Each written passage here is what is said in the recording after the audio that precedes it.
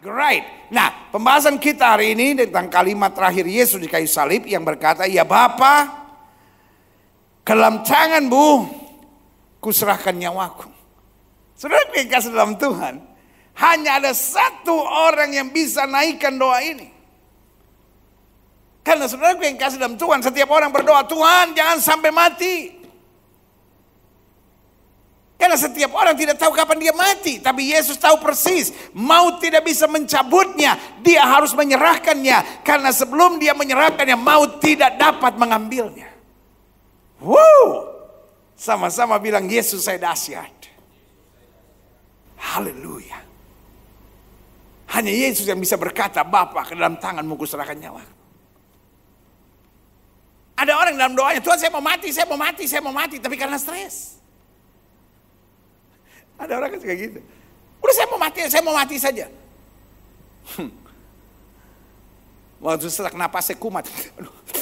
Aduh Tuhan. Sorry kalau kita cuma baku sedu Tuhan. Ngomong jangan sembarangan saudara. Belajar dari mulut kita, ucapkan kata-kata yang positif. Tapi sebaliknya ada orang-orang yang berkata, "Saya belum mau mati," tapi maut datang. Tapi Yesus menentukan kehidupannya. Dia Allah sendiri yang mengosongkan dirinya menjadi sama dengan manusia. Dia firman yang menjadi sama dengan manusia. Karena itu dia yang berkuasa atas kehidupan, dia yang berkuasa atas kematian. Karena itu dia naikkan doa ini, "Bapa, ke dalam tangan-Mu kuserahkan nyawaku." Kenapa dia menyerahkan? Bukan karena stres. Tetapi karena sebelumnya dia berkata, "Sudah selesai, sudah genap. Segala tanggung jawab yang harus aku bereskan, sudah aku bereskan. Sekarang waktuku kembali kepada Bapa untuk berjalan dalam kemuliaan." Yang saya katakan amin. Wow. Kita lihat di sini. Klik. Aha. Lukas 23 ayat 44 sampai 49. Ketika itu hari sudah kira-kira jam 12. Lalu kegelapan meliputi seluruh daerah itu sampai jam 3. Jadi kira-kira 3 jam ada kegelapan. Sebab matahari tidak bersinar. Dan tabir bait suci terbelah 2. Kata Alkitab dari atas sampai ke bawah. Tabir bait suci itu yang memisahkan antara ruang suci dengan ruang maha suci. Karena imam-imam hanya bisa sampai ruang suci. Dan yang bisa masuk ruang maha suci hanya imam besar 1 kali 1 tahun. Dalam hari raya pendamaian dalam bahasa Ibrani dikatakan Yom Kippur. Kira-kira seperti nyepinya orang-orang Bali, saudara. Mereka harus duduk dengan kain kabung. Tidak boleh nyalakan lampu, tidak boleh apa-apa dalam kegelapan. Tidak boleh makan, tidak boleh minum. Mereka berpuasa karena itu hari raya pendamaian. Di saat seperti itu imam besar boleh masuk 1 tahun 1 kali ke ruang maha suci. Tabir itu terbelah dari atas ke bawah, artinya dari ide Allah menyapa manusia. Sudah tidak ada yang bisa menghalangi lagi. Suara yang berkata jangan mendekat berubah menjadi suara yang berkata, "Mari kamu yang letih lesu dan berbeban berat, aku akan beri kelegaan kepadamu." Yang setuju katakan amin. Sehingga dengan kematian Kristus, kita yang tadinya menjauh, karena kita dikategorikan sebagai orang jauh, menjadi dekat dalam anugerahnya. Kematian Kristus merobek tabir. Dari kita yang tadinya orang berdosa, menerima percikan darah anak domba, sehingga kita menjadi orang-orang yang dibenarkan karena anugerahnya. Setuju katakan amin. Kita lihat selanjutnya, klik. Lalu Yesus berseru dengan suara nyaring. Waktu dia sudah proklamasikan sudah selesai. Waktu dia lihat tabir sudah terbelah. Berarti no distance in God. Tidak ada lagi jarak di dalam Tuhan. Tidak lagi pemisah dalam Tuhan. Oleh darahnya kita semua menjadi satu dalam kemuliaan. Yang setuju katakan yeah. Paskah itu penting. Kita bisa ke gereja atau kita tidak bisa ke gereja, kita tetap beribadah kepada Tuhan. Karena buat kita Paskah adalah kebanggaan tersendiri. tirai terbelah. Saya sekarang dapat dengan berani, kata Alkitab, oleh darah Yesus. Kita sekarang dapat dengan penuh keberanian menghadap takhta kasih karunia-Nya untuk menerima pertolongan tepat pada waktunya. Karena dengan dia mati di kayu salib, dia bukan hanya sekadar Tuhan di atas segala Tuhan, Raja di atas segala Raja, tetapi dia menjadi Bapa yang baik, dekat dan peduli dengan saya. Yang setuju katakan yeah. Kita lihat selanjutnya. Lalu Yesus berseru dengan suara nyaring, ya Bapa. Kalau dia sudah proklamasikan sudah selesai. Dia lihat tirai sudah terbelah. Berarti his job is done, his mission accomplished. Misinya sudah tergenapi. Karena dia berkata, this is time for me. Bapa, luar biasa, ya luar biasa. Ya Bapa,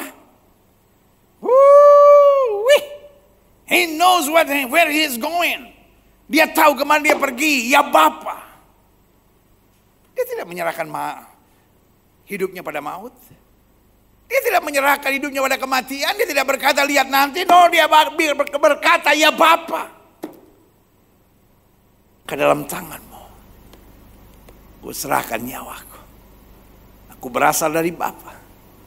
Dan aku akan kembali kepada Bapa. Buat orang Kristen, kematian bukan sesuatu yang menakutkan. Kita bukan orang yang cari mati. Tapi kita tidak takut dengan kematian. Karena kematian hanyalah pindah alamat. Paulus berkata, bagiku hidup adalah Kristus, mati adalah keuntungan.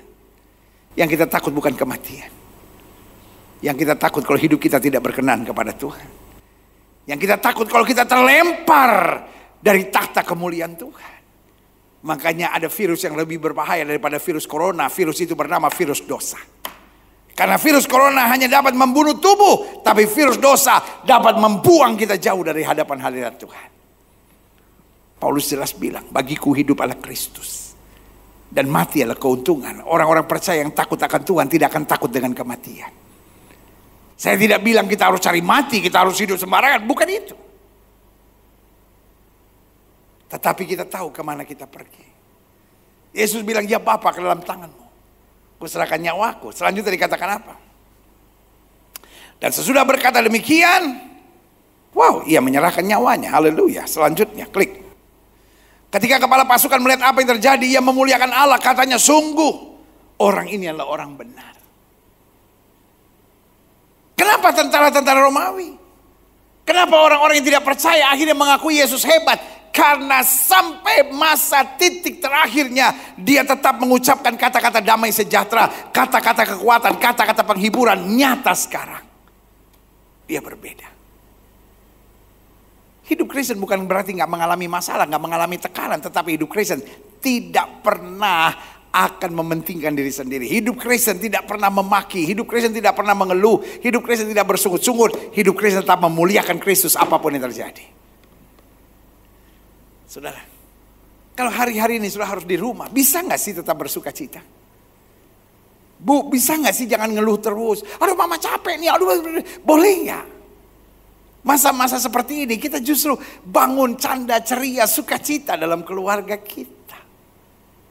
Sambil kita mengingat Yesus saja disalib gak pernah nyalahin siapa-siapa. Yesus saja disalib nikmati kok. Biar kita masa-masa ini focus on Jesus. Dan karena dia fokus pada Bapa, kata-katanya menjadi berkat, langkah-langkahnya luar biasa.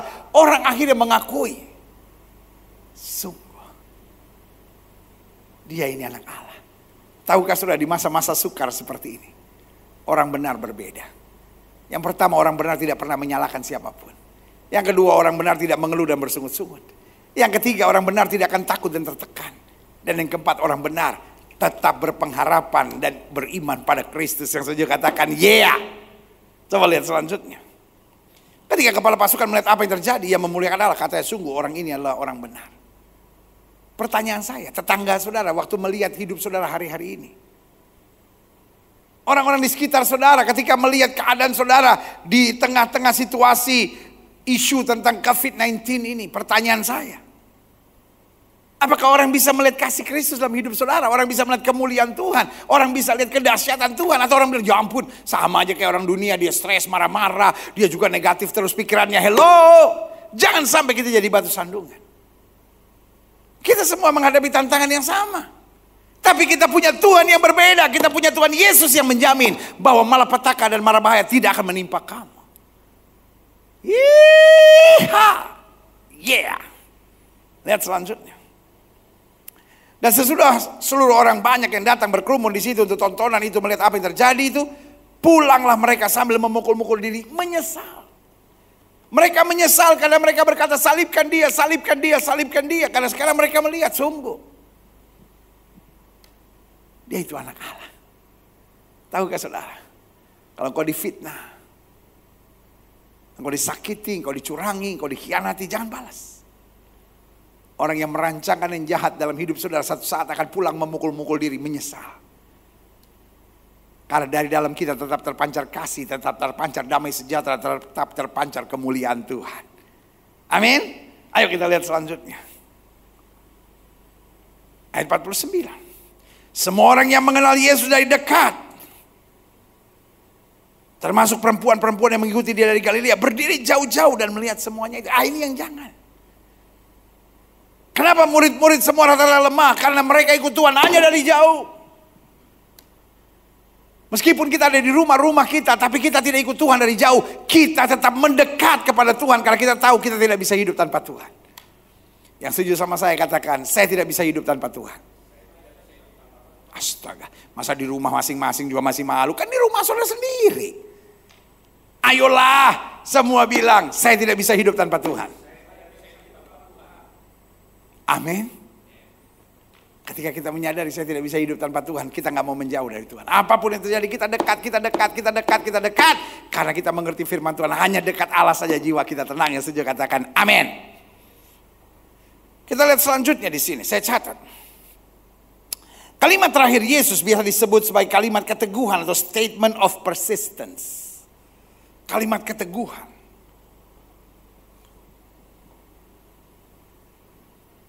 Bahwa dia bukan hanya Tuhan yang mengasihi kita, tapi dia Tuhan yang teguh. Teguh dalam ketaatan, teguh dalam prinsipnya, teguh dalam keyakinan, dan teguh dalam pengorbanannya. Kita kadang-kala bisa teguh kalau kita ada hitung-hitungan, wah ini kayaknya gua akan untung nih, gua mau coba setia, persistence ini. No. Dari ketika dia hidup di muka bumi melayani, sampai tetes darah penghabisan waktu dia menyerahkan nyawanya, dia tetap Tuhan yang persistence. Tidak pernah goyah. Dia Tuhan yang berjanji. Di luar aku kamu tidak dapat berbuat apa-apa, tapi bersama aku engkau cakap menanggung segala perkara. Haleluya. Nah, saya catat di sini, klik. Kesimpulan kita jelas, Yesus adalah Tuhan yang persistence. Yesus adalah Tuhan yang stabil, Yesus adalah Tuhan yang teguh, Yesus adalah Tuhan yang tetap pada jalannya. Apa artinya? Dalam segala situasi dia tetap mengendalikan keadaan. Meskipun tubuhnya lemah, meskipun kelihatan situasinya parah, orang sudah mencela, orang sudah mengejek dia, kata yang kau anak Allah, turun dari salib itu, buktikan kau Tuhan. Tapi dia tidak membiarkan daging menguasai hidupnya. Dia tidak membiarkan daging mengendalikan situasinya. Tapi saudaraku yang kasih dalam Tuhan, dia ambil alih segala situasi. Ketika orang menghujat, ketika orang memaki dia, dia berkata, ampunilah mereka sebab mereka tidak tahu yang mereka perbuat. Saya bangga dengan Yesus. Jangan pikir virus corona ini bikin stres sorga. Mungkin dia bikin stres para pendeta. Mungkin dia bikin stres gerakan-gerakan gereja-gereja. Dia bikin stres banyak pejabat. Tapi Tuhan tetap tahu bagaimana mengendalikan virus ini dalam nama Yesus.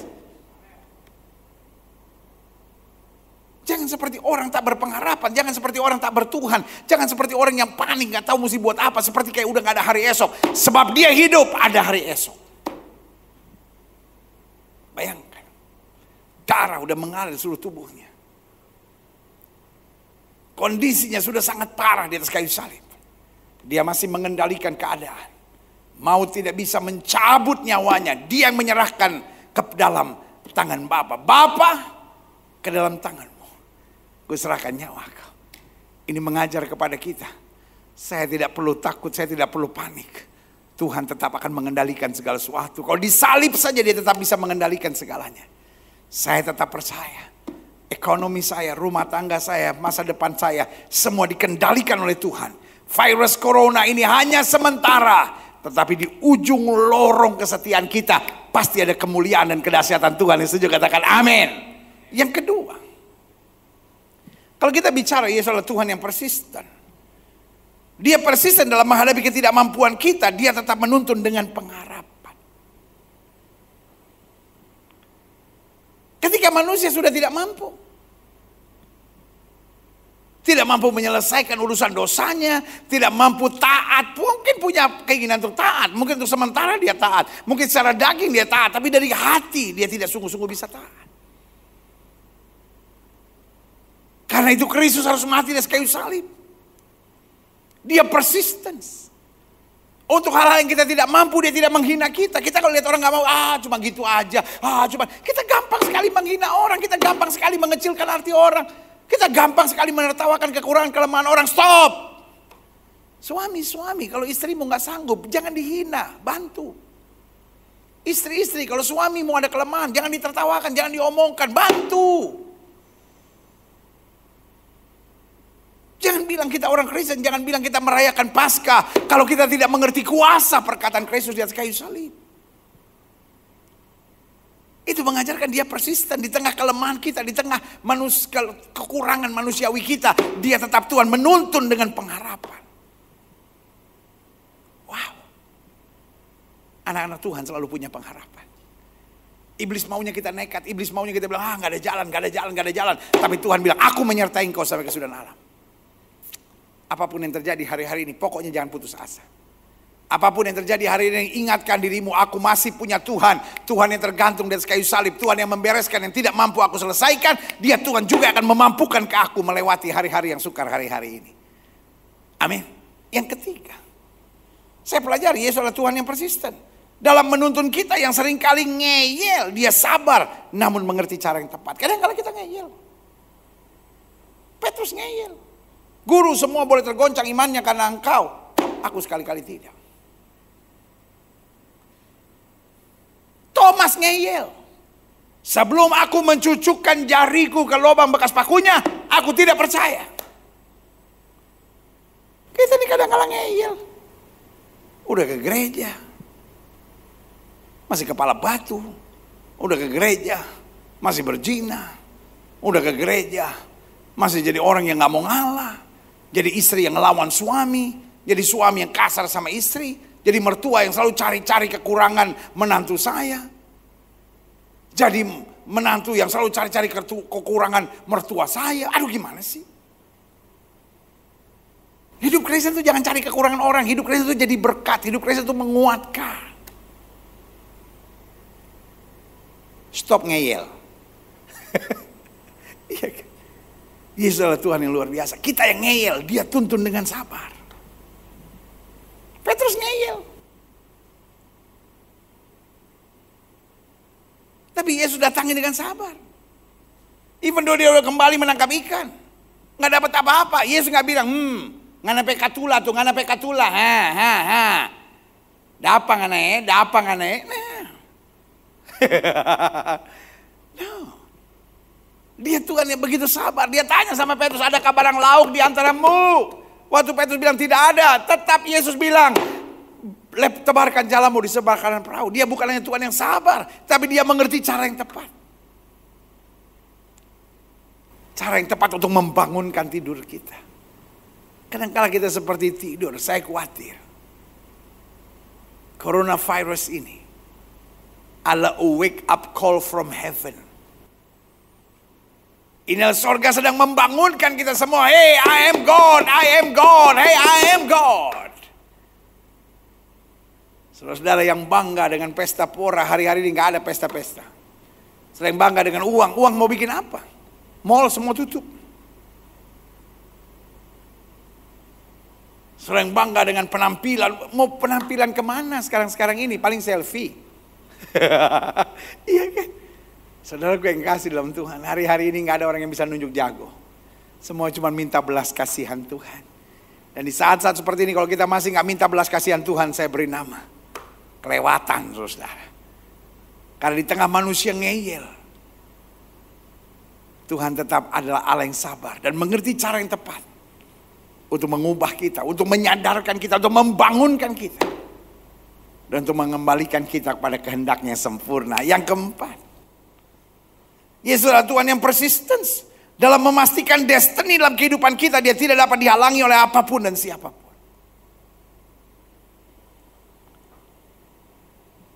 Tuhan bukan hanya Allah yang memanggil kita, tapi dia juga Allah yang menuntun kita sampai sebuah destiny yang dia inginkan dalam kehidupan kita. Makanya saudaraku yang kasih dalam Tuhan, waktu Yesus berkata, ya Bapa, ke dalam tanganmu kuserahkan nyawaku. Dia ada pada destiny yang sempurna. Dan itu sebabnya dia berkata, aku naik ke surga untuk menyediakan tempat bagimu. Tapi aku tidak meninggalkan kamu sebagai tim piatu. Aku beri seorang penolong yang lain. Tapi setelah aku selesai menyediakan tempat bagimu, aku akan datang kembali untuk menjemput kamu. Artinya apa? Tuhan berikan Roh Kudus karena Tuhan berikan destiny ilahi. Tuhan punya destiny dalam hidup saudara. Karena jangan cepat putus asa hanya karena masalah, hanya karena persoalan. Aduh pendeta, saya gak bisa ujian. Aduh pendeta, saya begini. Aduh pendeta, gara-gara ini saya diberhentikan dari kantor. Saudara mungkin bisa diberhentikan untuk sesaat, tapi tidak ada virus corona atau virus apapun, bakteri apapun yang bisa menghambat rencana Tuhan dalam hidup saudara. God will complete His work in your life. Tuhan akan menyempurnakan pekerjaan dalam hidup saudara. Makanya kalimat Yesus yang berkata, ya Bapa, ke dalam tanganmu kuserahkan nyawaku. Artinya sampai final destiny, dia tetap mengendalikan segala sesuatu. Hari ini bersyukur dan banggalah saya punya Tuhan. Saya tidak akan menyerah di tengah jalan. Iblis senang sekali mengintimidasi kita supaya kita menyerah di tengah jalan. Supaya kita bilang, saya udah gak kuat, saya udah gak sanggup. Tapi hari ini saya mau bilang, kita sanggup bersama Yesus. Yang setuju katakan amin. Hallelujah. My Jesus is a persistent God. Dia Allah yang teguh, dia Allah yang tidak goyah, dia Allah yang punya rencana yang dahsyat. Selanjutnya saya pelajari kalimat penyerahan terakhir ini, ya Bapa, ke dalam tanganmu kuserahkan nyawaku, adalah sebuah pelajaran.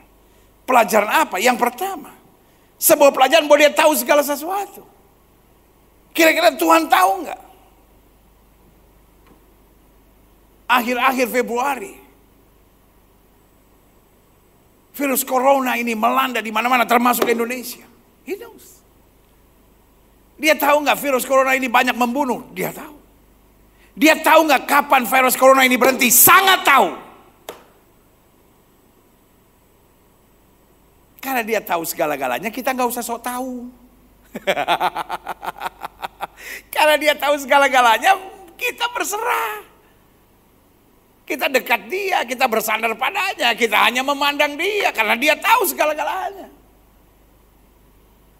Jangan sampai dia tahu segala-galanya, kita hanya sok tahu, ya kan? Tapi kayaknya udah gak ada jalan, gak ada. Belajar aja berserah. Dia tahu kok.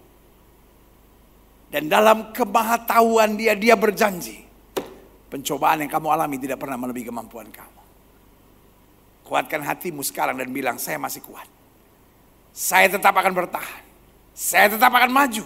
Saya tetap akan lihat kemuliaan Tuhan dinyatakan. Yang saja katakan amin. Selanjutnya saya pelajari kalimat penyerahan terakhir ini, Bapa, ke dalam tanganmu kuserahkan nyawaku, adalah sebuah pelajaran. Dia punya kuasa atas segala sesuatu, termasuk maut.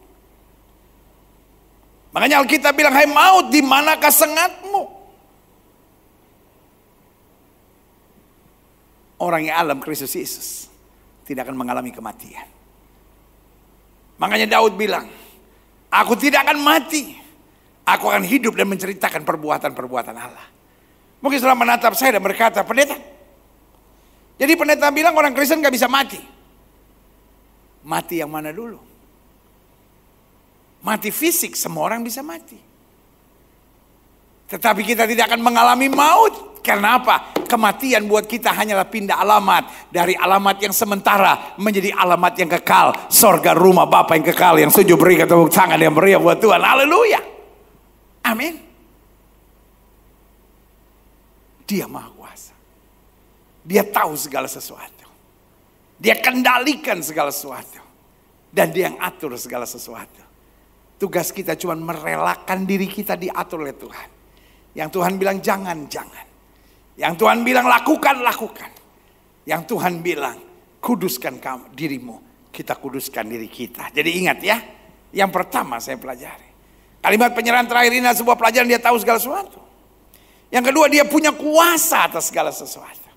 Yang ketiga, kalimat penyerahan yang ketika Yesus berkata di kayu salib, Bapa dalam tanganmu kuserahkan nyawaku. Dia yang mengendalikan segala sesuatu.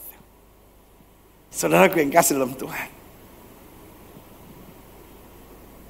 Kenapa Tuhan ajarkan kita untuk belajar taat? Kenapa Tuhan ajarkan kita untuk belajar setia? Karena dia mengendalikan segala sesuatu. Langit dan bumi kata Alkitab hanya diciptakan dengan firman. Terus saudara mau sombong? Terus saudara mau panik? Terus saudara mau khawatir atau saudara mau tunggu? Tuhan, kau mengendalikan segala sesuatu. Kalau kau mengizinkan badai yang bernama COVID-19 ini melanda, ada masanya kau yang akan mengendalikan. Dan waktu tangan Tuhan turun dan bilang stop, maka stop. Itu sebabnya gereja harus terus berdoa. Itu sebabnya anak-anak Tuhan harus terus berdoa. Karena apa? Yang mengendalikan segala sesuatu tetap adalah Tuhan. Manusia hanya mereka-rekakan.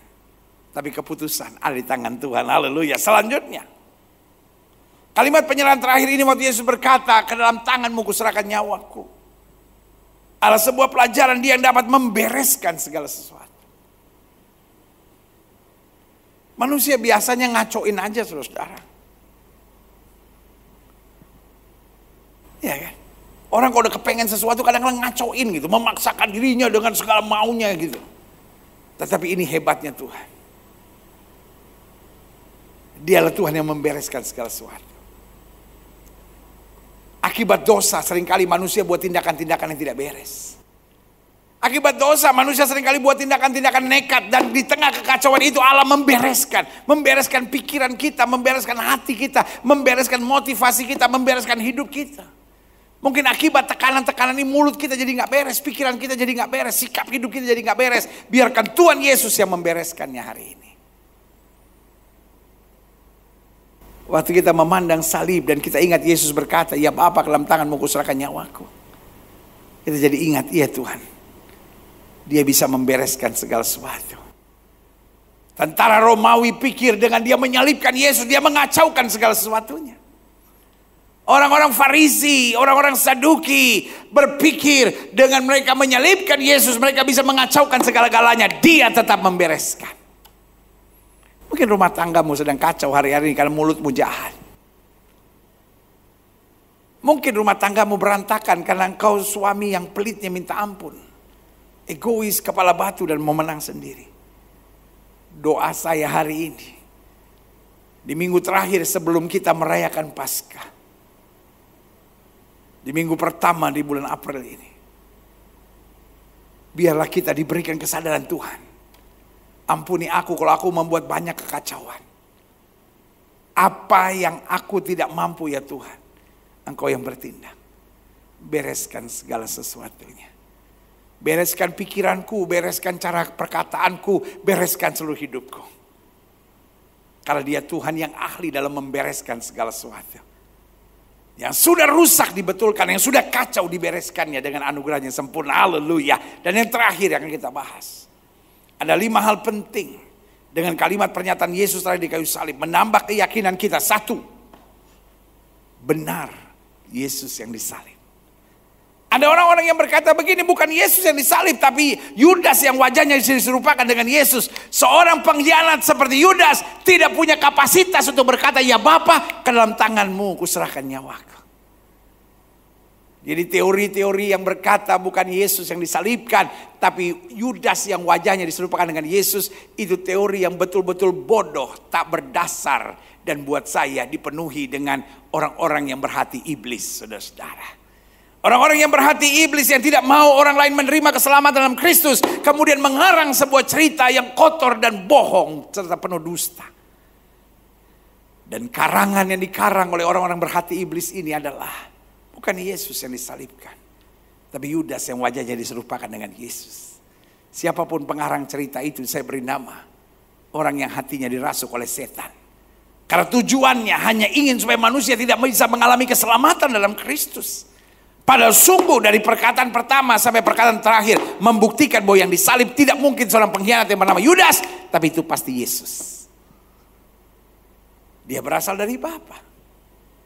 Yudas bukan berasal dari Bapa, sehingga Yudas gak mungkin bilang, ya Bapa, ke dalam tanganmu kuserahkan nyawaku. Tapi karena dia Allah yang dalam Filipi pasal 2 dikatakan Allah yang menjadi sama dengan manusia. Allah yang mengosongkan dirinya, Allah yang turun. Karena itu ketika dia naik, dia harus kembali kepada Bapa. Haleluya. Yang kedua, dengan kalimat pernyataan Yesus terakhir di kayu salib menambah keyakinan kita, benar Yesus adalah Tuhan. Bukan hanya benar dia yang disalib, tapi benar juga bahwa dia adalah Tuhan. Dia bukan hanya nabi.